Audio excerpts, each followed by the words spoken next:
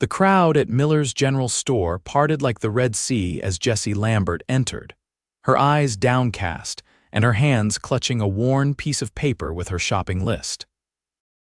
It was 1878 in Redemption Creek, Colorado, and the 20-year-old woman had learned long ago that the less attention she drew to herself, the better. She knew exactly what would happen if she had to speak, and today she prayed silently that Mr. Miller would simply read her list without asking questions. "Well, look who it is," Elijah Simmons, the banker's son, called out loudly. "If it ain't since stuttering J.J. Jessie." His cruel imitation brought laughter from several of the store's patrons. Jessie felt her cheeks burn with shame but kept her eyes fixed on the wooden floorboards. "DDUNN need help finding anything?" Elijah continued, encouraged by the snickering around him. Maybe some TT tonics for that broken tongue of yours." Mr. Miller, a kindly but timid shopkeeper, cleared his throat. "Now, Elijah, that's enough." "It's just a bit of fun, Mr. Miller," Elijah replied with a dismissive wave. Everyone knows Jessie can't even string two words together without sounding like a broken wagon wheel. Jessie clutched her list tighter, wishing she could disappear. Ever since she could remember, words had betrayed her, tangling in her throat and spilling out broken and disjointed. Her stammer had marked her as different in a town that valued strong, clear voices, especially for women expected to manage households and social circles. "I reckon if words are so cheap that you can waste them mocking a lady, you must not have anything worth saying." The deep voice cut through the store like a knife. Everyone, including Jessie, turned toward the entrance where a tall figure stood silhouetted against the bright sunlight. As he stepped inside, his features came into focus. Sun-weathered skin, piercing blue eyes, and shoulders broad enough to suggest he was used to carrying heavy burdens. His clothes were trail-worn but clean denim pants, a faded blue shirt, and a dust-covered hat that he removed as he entered. "Wade Ironwood," Mr. Miller said with surprise.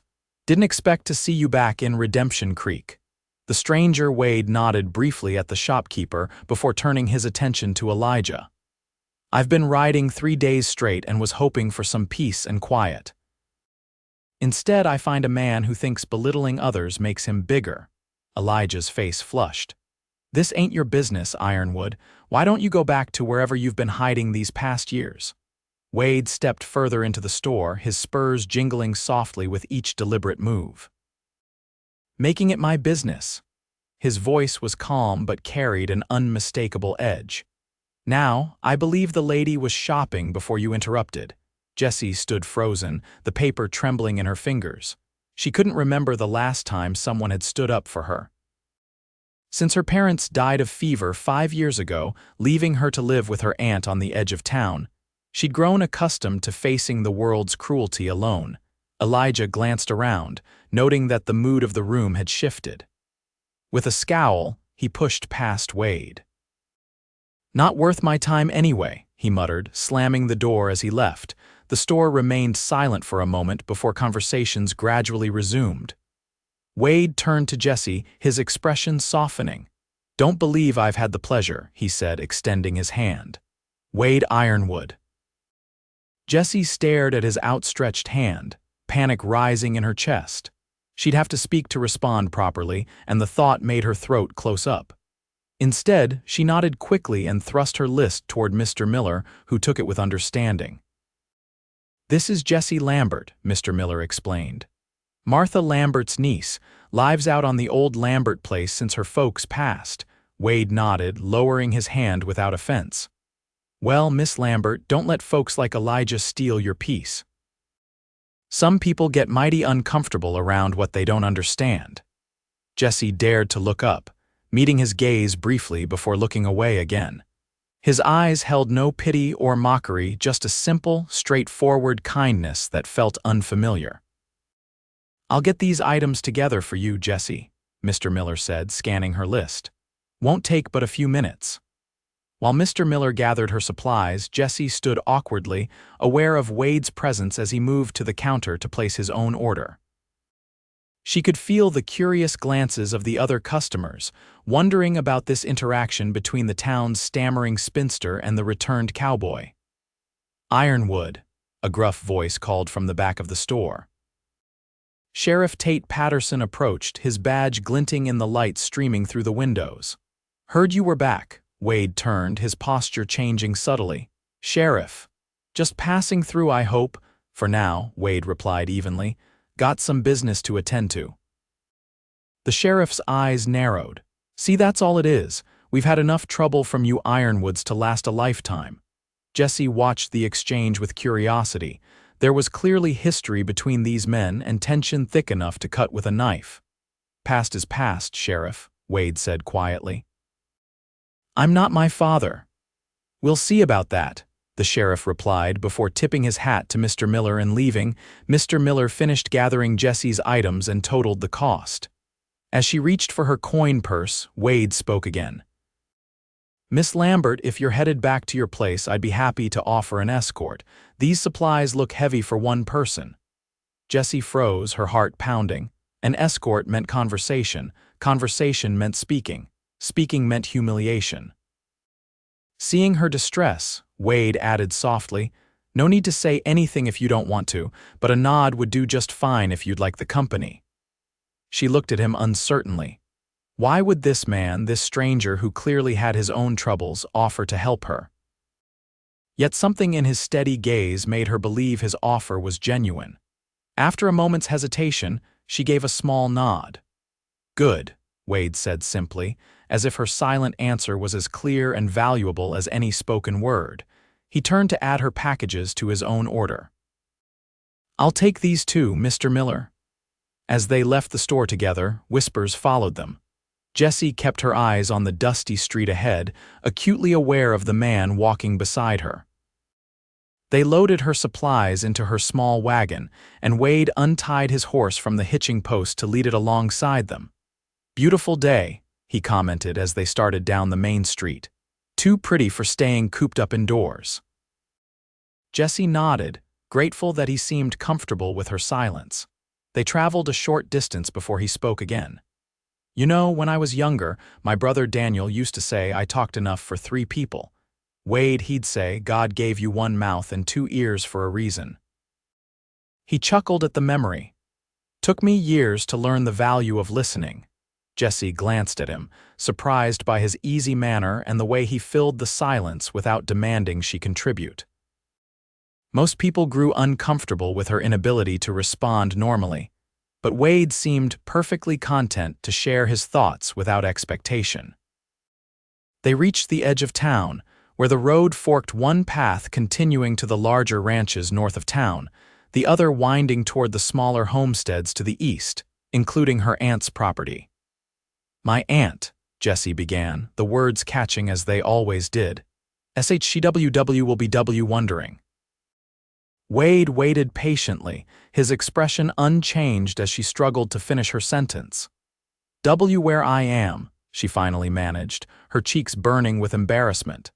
"Then we shouldn't keep her waiting," he replied, as naturally as if she'd spoken without a single hesitation. "Lead the way, Miss Lambert." They continued down the eastern fork, the late afternoon sun casting long shadows across the trail. Wade maintained a respectful distance while keeping pace with her wagon, occasionally commenting on the landscape or sharing brief anecdotes about his travels. Not once did he finish her sentences or show impatience when she attempted to speak. As they approached the modest Lambert homestead, Jessie saw her Aunt Martha watching from the porch, curiosity evident in her stance. "That your aunt?" Wade asked, nodding toward the slender woman whose gray-streaked hair was pulled back in a severe bun. Jessie nodded, suddenly anxious about how to explain Wade's presence. Martha Lambert descended the porch steps as they arrived, her eyes fixed warily on Wade. "Jessica," she said firmly, "I didn't expect you'd be bringing company." Before Jessie could attempt a response, Wade removed his hat respectfully. "Madam Wade Ironwood, I hope you'll forgive my intrusion. I offered to help Miss Lambert with her purchases." Martha's eyebrows rose slightly at the name. "Ironwood, Simon's boy." Yes, madam, thought you left these parts years ago. I did, recently returned on some personal matters. Wade began unloading Jessie's supplies. Where would you like these, madam? Martha hesitated, clearly weighing her options before gesturing toward the house. On the kitchen table will do. She turned to Jessie. Help Mr. Ironwood with those packages, Jessica. Jessie nodded quickly, grateful for the task that required no speech. She led Wade into the small but tidy kitchen, aware of her aunt's watchful gaze following them. Lovely home, Wade commented as he set the packages on the worn wooden table. Reminds me of my mother's kitchen. Thank you, Jessie managed, focusing intently on arranging the supplies rather than looking at him. F for H helping. It was my pleasure, Miss Lambert, he replied sincerely. Truly. When they returned outside, Martha was waiting with a guarded expression. It's getting late, Mr. Ironwood. I'm sure you have somewhere to be, Wade nodded, recognizing the dismissal. Indeed, madam, he turned to Jessie. Miss Lambert, it was a privilege. He hesitated, then added, I'll be staying at the old Ironwood place for a spell, repairing what needs fixing. If you or your aunt need any assistance, I'd be happy to help. We manage just fine on our own, Martha interjected firmly, but thank you for seeing my niece home safely. Wade mounted his horse gracefully. Good evening to you both. With a tip of his hat, he turned his horse and rode away, dust rising in his wake. As soon as he was out of earshot, Martha turned to Jessie. An Ironwood of all people. Jessica, you need to be careful around men like that. He was kind, Jessie defended softly. Martha sighed. Kind doesn't mean safe. The Ironwoods have a complicated history in this town. Simon Ironwood was a troublemaker who died in a shootout after cheating half the town. His sons all scattered after that. Seems this one's found his way back. She shook her head. Come inside now. Supper won't make itself. That night, as Jessie lay in bed, she found herself replaying the day's events. Wade Ironwood's words echoed in her mind. Every word is a gift. No one had ever spoken about her stammer that way before. Most people treated her speech as broken, something to be fixed or pitied or mocked. But Wade had somehow made her feel that her halting words were valuable simply because they were hers. Sleep came slowly as she wondered if she would see him again, and what his personal matters in Redemption Creek might be. The following morning brought chores as usual. Jessie fed the chickens, gathered eggs, and helped her aunt with the washing. But her thoughts kept drifting to the blue-eyed cowboy who had shown her such unexpected kindness. Jessica, Martha called from the clothesline, I need you to take these preserves to the church social committee this afternoon. Reverend Phillips is counting on them for tomorrow's gathering. Jessie nodded, though her stomach knotted at the thought of another trip to town so soon. Church socials were particularly difficult for her, so many people expecting conversation, so many opportunities for humiliation. After lunch, she loaded the jars of preserves into the wagon and set off toward town. The journey gave her too much time to think, to remember every painful encounter, every mockery she'd endured. By the time she reached the church, her hands were trembling. Reverend Phillips' wife greeted her warmly. Jessie, your aunt's preserves are always the highlight of our socials. Come in, come in. Jessie followed Mrs. Phillips inside, where several women were already arranging tables and decorating the small church hall. She recognized most of them: the doctor's wife, the blacksmith's daughter, the widowed schoolteacher. All kind enough, but their kindness often carried the sting of pity. Would you like to stay and help us decorate? Mrs. Phillips asked. We could use an extra pair of hands. Before Jessie could formulate a response, the church door opened, and Sheriff Patterson entered with Wade Ironwood. Ladies, the sheriff announced, Mr. Ironwood here has volunteered to fix that loose bell in the tower. Reverend Phillips approved it earlier. The women exchanged curious glances, and Jessie felt her heart beat faster as Wade's eyes found hers across the room. He gave her a small nod of recognition. That's mighty generous of you, Mr. Ironwood, Mrs. Phillips said. That bell's been troublesome for months. Happy to help, madam, Wade replied. Shouldn't take long. As the sheriff and Wade headed toward the back of the church to access the bell tower, Jessie turned back to Mrs. Phillips. "Ish should ye go," she managed. "Aunt M. Martha N. needs, oh, but surely you can stay a little while," Mrs. Phillips insisted. "The social is tomorrow and we have so much to do." Trapped by politeness, Jessie nodded reluctantly. She was given the task of arranging flowers, which mercifully required no conversation. From her position near the windows, she occasionally caught glimpses of Wade working on the bell tower, his strong hands moving with surprising deftness on the mechanism. An hour passed as the women worked, chatting among themselves while Jessie remained silent. When Wade and the sheriff finally came down from the tower, the repair complete, Jessie was just finishing the flower arrangements. "All fixed," Wade announced. "Should ring clear as day now." "Wonderful," Mrs. Phillips clapped her hands together. "Would you test it for us?" Wade nodded and pulled the rope. The bell rang out strong and true, its clear tone filling the church and spilling into the street outside. "Perfect," Sheriff Patterson admitted grudgingly. "I'll be heading back to the office now. Ladies." With a tip of his hat, he left, casting one last suspicious glance at Wade. "Mr. Ironwood, we can't thank you enough," Mrs. Phillips said. "You must come to our social tomorrow as thanks." Wade smiled politely. "That's kind of you, madam, but I wouldn't want to impose." "Nonsense. Everyone's welcome. Right, ladies?" The other women murmured their agreement, though Jessie noted a few hesitant glances. The Ironwood name clearly carried weight in Redemption Creek, and not all of it good. "Well, if you're certain," Wade conceded. "Thank you for the invitation."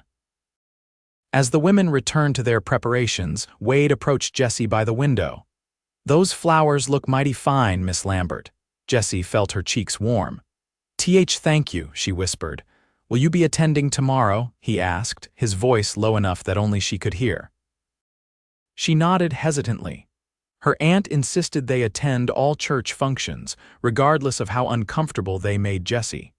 "Then I believe I will accept Mrs. Phillips' invitation after all," Wade said with a small smile. "Would be nice to see a friendly face." Before Jessie could respond, Mrs. Phillips called Wade over to ask his opinion on where to place some tables. Jessie used the opportunity to slip away, gathering her empty basket and heading to her wagon. Her heart was pounding inexplicably, and she needed air. As she untied her horse, she heard footsteps behind her. "Leaving so soon?" Wade asked, approaching from the church. Jessie nodded, not trusting her voice. "Mind if I walk with you a ways? I'm headed to the general store myself." She hesitated, then nodded again, leading her horse toward the main street with Wade beside her. "That bell's been driving Reverend Phillips crazy for months," Wade commented. "Amazing how something so small can cause so much trouble." Jessie glanced at him, gathering her courage. "Why, you're good with your hands. Years of ranch work," he explained. "When things break down 20 miles from the nearest town, you learn to fix them yourself or go without." They walked in companionable silence for a moment before Wade spoke again. "Miss Lambert, I hope you don't mind me saying, but your words when you choose to share them, they are worth the wait." Jessie stopped walking, staring at him in surprise. "I mean it," he continued earnestly. "Most folks throw words around like they cost nothing, but you, every word is considered. Has weight, value," he smiled softly. "Every word is a gift." Tears sprang unexpectedly to Jessie's eyes. No one had ever described her stammer that way, as something that made her words more valuable rather than less. "I see the way people look at me," she admitted quietly. "Like I'm be broken. People fear what they don't understand," Wade replied, his voice gentle but firm. "And they're mighty quick to label something as broken just because it works differently than expected." He paused. "Truth is, Miss Lambert, we're all broken in our own ways. Some just wear it more visibly than others." They had reached the general store, but neither moved to enter. Instead, they stood in the shade of the awning, the busy street life flowing around them. "What brought you back to Redemption Creek?" Jessie asked, finding courage in his acceptance. Wade's expression grew serious. "My father's legacy. When he died, there were complications, debts, accusations. My brothers and I left thinking it best for everyone, but recently I learned some truths that need addressing. He sighed. My father wasn't a good man in many ways, but he wasn't the monster some painted him to be either. The SH sheriff seems to disagree. Patterson had personal reasons to hate my father. Wade's jaw tightened, but that's a long story for another time. He gestured toward the store. I should get my supplies. Will I see you at the social tomorrow? Jessie nodded, suddenly looking forward to the event she had been dreading. Until then, Miss Lambert. With a tip of his hat, Wade entered the store, leaving Jessie with a strange fluttering in her chest she hadn't felt in years. The next day dawned bright and clear, perfect weather for the church social. Jessie spent extra time with her appearance, pinning her chestnut hair more carefully than usual and selecting her best dress, a simple blue cotton with white trim that her mother had made years ago. "My, you've taken some care today," Martha observed as Jessie came downstairs. "Any particular reason?" "It's CH Church," Jessie replied simply, avoiding her aunt's searching gaze. Martha's lips thinned. "This wouldn't have anything to do with that Ironwood fellow, would it?" When Jessie didn't answer, Martha sighed. "Jessica, I know he was kind to you, and Lord knows you've had little enough kindness from this town, but men like that are passing through. They don't put down roots. Don't let yourself get hurt." "He's different," Jessie insisted softly. "That's what every young girl says about the man who first shows her attention," Martha replied, though her tone was gentle. "Just be careful with your heart, child. It's more fragile than you know." They rode to church in silence, Jessie's thoughts swirling with anticipation and doubt. The service itself passed in a blur as she scanned the congregation, but there was no sign of Wade. By the time they moved to the social gathering behind the church, disappointment had settled heavily in her chest. The social was in full swing, tables laden with food, children playing games, adults congregating in clusters of conversation. Jessie helped her aunt set out their contributions before retreating to the edge of the gathering, as was her custom. Miss Lambert. The now familiar voice sent a jolt through her.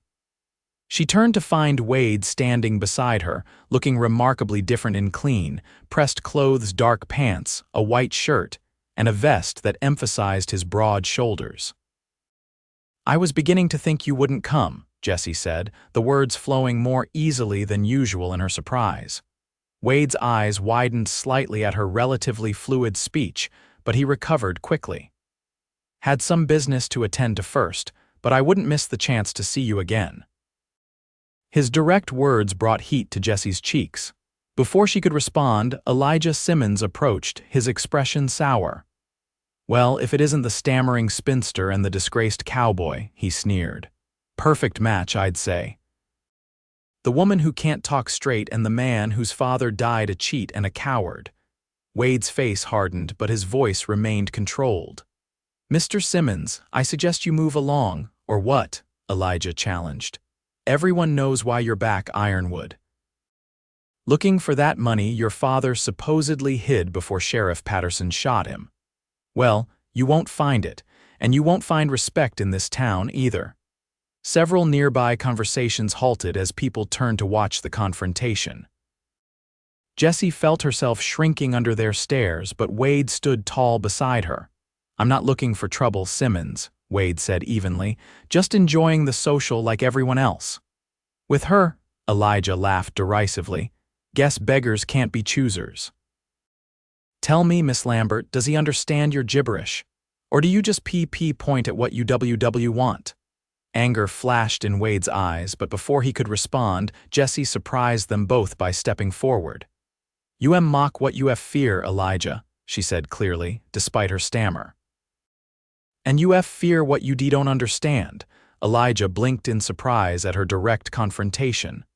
"Miss Lambert speaks just fine," Wade added, a note of pride in his voice. "And unlike some, she only speaks when she has something worth saying." Reverend Phillips, noticing the tension, approached quickly. "Gentlemen, ladies, this is a church social. I trust we can all behave accordingly." Elijah glared at Wade and Jessie before stalking away, muttering under his breath. "You all right?" Wade asked Jessie quietly. She nodded, though her hands were trembling. "I've never spoken to him like that before." "You were magnificent," Wade said with genuine admiration. "Would you care for some lemonade? Looks like Mrs. Phillips has set up a refreshment table." They spent the next hour together, moving through the social with Wade beside her like a protective shadow.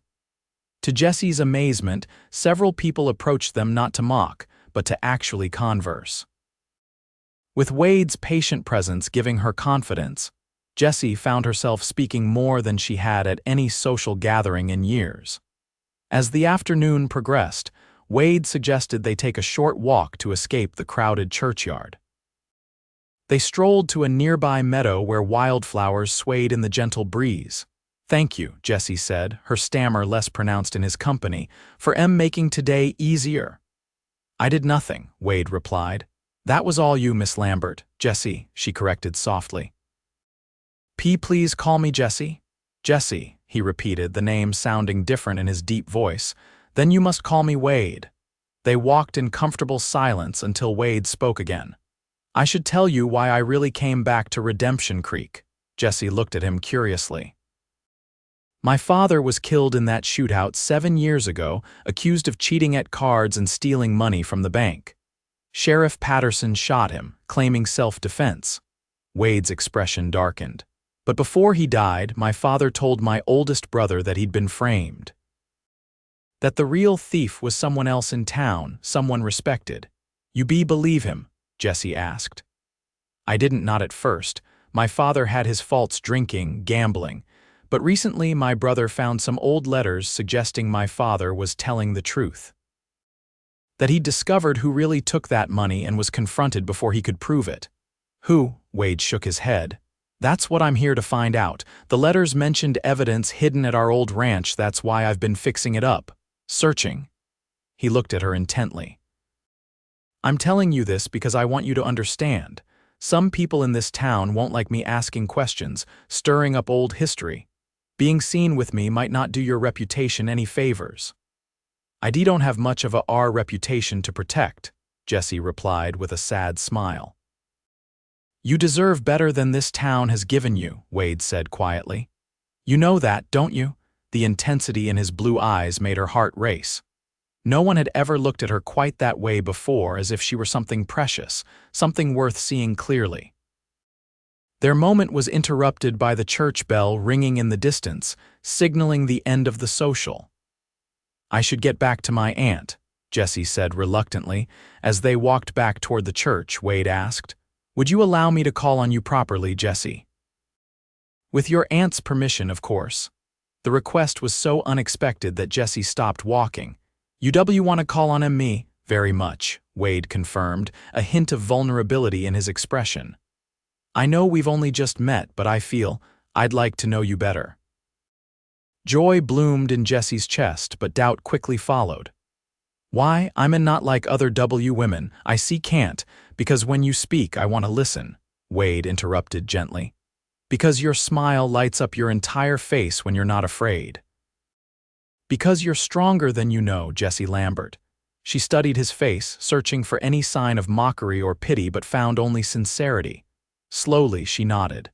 "I'd like that, but my aunt." "Let me worry about convincing your aunt," Wade said with a smile. "I can be quite persuasive when motivated." Back at the church, they found Martha waiting impatiently by their wagon. Her expression darkened when she saw them approaching together. "Jessica, it's time to leave," she called. Wade stepped forward, hat in hand. "Mrs. Lambert, I'd like your permission to call on your niece." Martha's eyebrows shot up in surprise.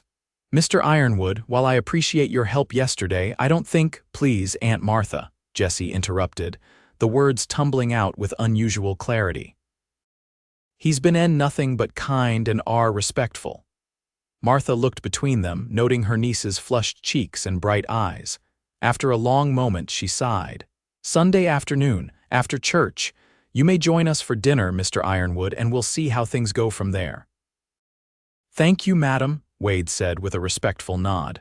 "I'll be there." As Jessie climbed into the wagon, Wade helped her up, his hand lingering on hers a moment longer than necessary. "Until Sunday, Jessie," he said softly. The days until Sunday crawled by with agonizing slowness. Jessie found herself distracted during chores, her thoughts constantly drifting to Wade. By the time Sunday arrived, she was a bundle of nerves. The church service seemed interminable, but finally, it was time. Wade joined them for the ride back to the Lambert homestead, making easy conversation with Martha about the sermon and the weather. At the house, he insisted on helping with dinner preparations, winning points with Martha by expertly skinning and cleaning the rabbits he'd brought as a gift. As they ate, Martha questioned him thoroughly about his plans and intentions. "How long do you intend to stay in Redemption Creek, Mr. Ironwood?" she asked pointedly. "That depends on several factors," Wade replied honestly. "I have business that needs resolving, but I find myself increasingly drawn to remain. And what would you do if you stayed? The Ironwood Ranch has been abandoned for years." "It's still good land," Wade said. "With work, it could be productive again. I've saved enough from my years working cattle drives to make a start." Martha's eyes narrowed. "And what of these rumors about you searching for money your father allegedly hid?" Jessie tensed, but Wade remained calm. "My father was accused of many things, some deservedly. I'm here to learn the truth, not chase rumors of hidden gold." The questioning continued throughout the meal, but Wade answered each inquiry with patience and honesty.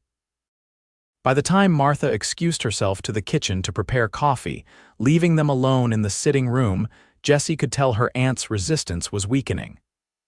"I'm sorry about the interrogation," Jessie said softly. Wade smiled. "Don't be. She loves you and wants to protect you." "I respect that." He leaned forward slightly. "Besides, it's worth it for these moments with you." Over the following weeks, Wade became a regular visitor at the Lambert homestead. True to his word, he proved himself respectful and patient, never pushing Jessie to speak more than she was comfortable with, yet always listening attentively when she did. He shared stories of his travels, described the vast open ranges of Texas and Montana, and spoke of his dreams to restore his family's ranch to something honorable. With each visit, Jessie found her stammer improving slightly in his presence. Words came more easily when she wasn't afraid of judgment, when she knew her listener valued what she had to say rather than how she said it. One warm evening as they sat on the porch, Martha having retired early with a headache, Wade took Jessie's hand in his. "I've been thinking," he said quietly, "about staying permanently." Jessie's heart quickened. "What about your search? The truth about your father, still important," Wade acknowledged. "But I've found something more important." His blue eyes met hers. "Someone more important, Wade." "I know it hasn't been long," he continued, "and I'm not asking for promises yet. Just hope that you might see a future where I'm in it." Jessie felt tears prick her eyes. "People will talk. The stammering spinster and the disgraced cowboy, let them talk," Wade said firmly. "What matters is what's true. And what's true is that every day I spend with you, I find more to admire: your courage, your kindness, your heart." Before Jessie could respond, a horse approached at a gallop. They both stood as Sheriff Patterson reined in sharply at their gate. "Ironwood," the sheriff called, his voice grim. "Need a word." Wade squeezed Jessie's hand reassuringly before walking to meet the sheriff. "What can I do for you, Sheriff?" "Got a telegram from the marshal in Fort Collins. Says you've been asking questions about your father's case." Patterson's hand rested meaningfully on his holstered gun. "Stirring up trouble. Asking questions isn't a crime," Wade replied evenly. "It is when those questions threaten good people's reputations." The sheriff's eyes flicked to Jessie, then back to Wade. "I'm giving you fair warning. Leave it alone or leave town. And if I do neither," Patterson's face hardened, "then I'll have to assume you're here to cause the same kind of trouble your father did, and I'll deal with it the same way." The threat hung in the air between them. After a tense moment, the sheriff tipped his hat mockingly toward Jessie. "Evening, Miss Lambert. Interesting company you're keeping these days." As Patterson rode away, Wade returned to the porch, his expression troubled. "He's afraid," Jessie said with sudden insight, "of what you might find." Wade nodded slowly. I think so, and that tells me I'm getting close. Close to what? The truth. Wade ran a hand through his hair in frustration. My brother's letters mentioned a ledger proof of who really took that money. Father hid it somewhere on our property before the confrontation. Jessie bit her lip, thinking, what if the sheriff was involved? Wade stared at her. Patterson, but he's the one who accused my father. Sometimes the best way to hide guilt is to point fingers first, Jessie said quietly. The realization hit Wade hard. All these years. If you're right, he killed my father to silence him. His hands clenched into fists. I need to find that ledger. I'll help you, Jessie said without hesitation. Wade shook his head firmly. It's too dangerous. If Patterson suspects you're involved, I'm already involved, Jessie interrupted, her stammer fading as determination filled her. And I'm tired of hiding, Wade, tired of letting fear decide my life. He looked at her with a mixture of admiration and concern. You're remarkable, Jessie Lambert. The next day, they began searching the Ironwood ranch in earnest. Wade had already examined most of the house in his weeks of restoration, but now they expanded their search to the outbuildings and the land itself. My father was clever, Wade explained as they explored the old barn. If he hid something important, it wouldn't be obvious. They searched for hours without success. As the sun began to set, Jessie paused to rest on an old crate. What about places with a meaning, she suggested.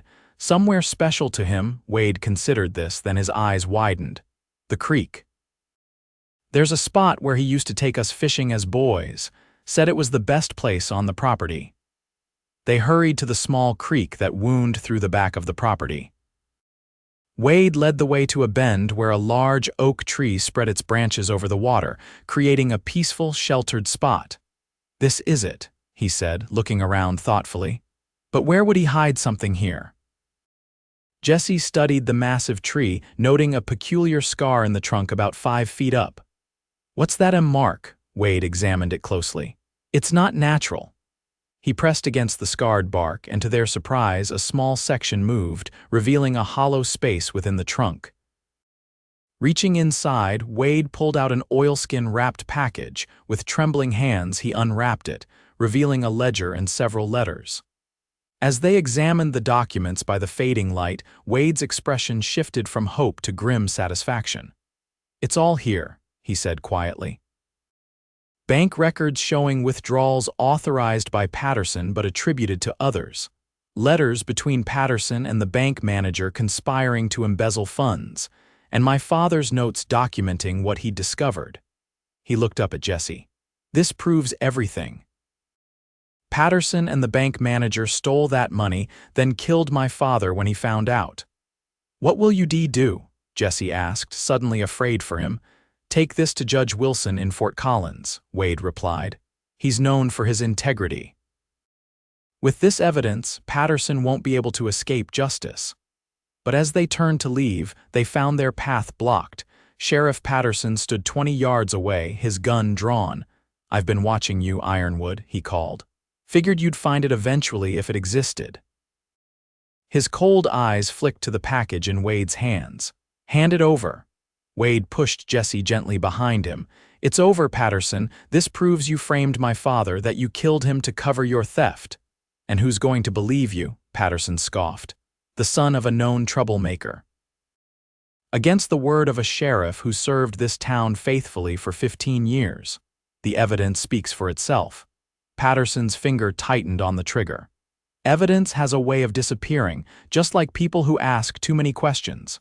Killing us won't help you, Wade said steadily. My brothers know why I came here. If anything happens to me, they'll make sure the truth comes out. Uncertainty flickered across Patterson's face, but his gun remained aimed at Wade's chest. I'm not going to prison for doing this town a favor. Simon Ironwood was scum. The world's better without him. My father had his faults, Wade acknowledged, but he was an honest man, unlike you. Patterson's face contorted with rage. Enough talk. He raised his gun to fire. Stop. Jessie stepped out from behind Wade, her voice ringing clear and strong. People are coming, Sheriff. They'll witness everything. Patterson hesitated, glancing behind him where Jessie was pointing. That moment of distraction was all Wade needed. He lunged forward, tackling the sheriff to the ground. The gun discharged harmlessly into the air as they struggled. Despite Patterson's rage, Wade was younger and stronger. Soon he had the sheriff pinned, the man's own handcuffs securing his wrists. "Nobody's coming, are they?" Wade asked Jessie with a slight smile as he pulled the subdued sheriff to his feet. She shook her head, returning his smile. "No." "But it worked." "That it did." Wade looked at her with admiration. "You saved my life." With Patterson secured, they led him back to town, the incriminating ledger safely in Wade's possession. The commotion of their arrival with the handcuffed sheriff drew a crowd to the main street. Among the onlookers was Judge Sanders, who happened to be visiting from the county seat. When presented with the evidence, and confronted by multiple witnesses who now felt safe enough to come forward with their own suspicions about Patterson's sudden wealth after the bank incident, the judge ordered the sheriff held for trial. In the days that followed, the truth spread through Redemption Creek like wildfire. Simon Ironwood's name was cleared, and Wade found himself no longer an outcast but a hero who had exposed corruption and brought justice. 2 months later, as summer gave way to autumn, Wade and Jessie sat together on the porch of the restored Ironwood ranch house. The trial was over, Patterson sentenced to prison for theft and murder. Wade's brothers had returned for the proceedings, then departed again, leaving the ranch in Wade's capable hands. "I've been thinking," Wade said, taking Jessie's hand in his. "This place is too big for one person." "Is that so?" Jessie replied, her stammer now barely noticeable in his presence. "Indeed it is." Wade shifted to face her fully. "Jessie Lambert, when I came back to Redemption Creek, I was looking for justice. I never expected to find love." He squeezed her hand gently. "You've taught me that words, like people, don't have to be perfect to be beautiful. That sometimes the things that come hardest are the most valuable." Tears welled in Jessie's eyes as Wade continued. "I love you, Jessie. Your strength, your heart, every word you speak, every silence we share. I want to build a life with you if you'll have me." "Are you asking what I think you're asking?" Jessie whispered. Wade slid from the chair to one knee before her. "I am. Will you marry me, Jessie? Make this house a home again?" "Yes," she answered without a single hesitation. "Yes, Wade Ironwood, I will marry you." As he gathered her into his arms, Jessie felt a lifetime of shame and doubt falling away. In Wade's love, she had found more than acceptance. She had found someone who saw her struggle not as a flaw, but as a testament to her courage. "Every word is a gift," Wade had told her that first day. Now she understood the truth of it, not just her words, but every moment of their shared story was precious, even the difficult chapters. Together, they would write the rest.